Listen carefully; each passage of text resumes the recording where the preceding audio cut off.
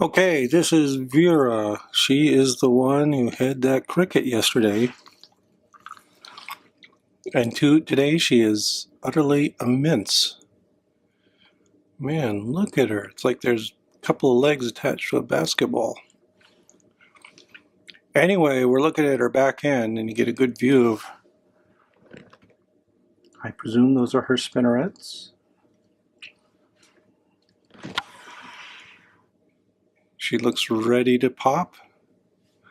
I hope she will produce an egg sac real quick, because she can't get any bigger. Let's look at that.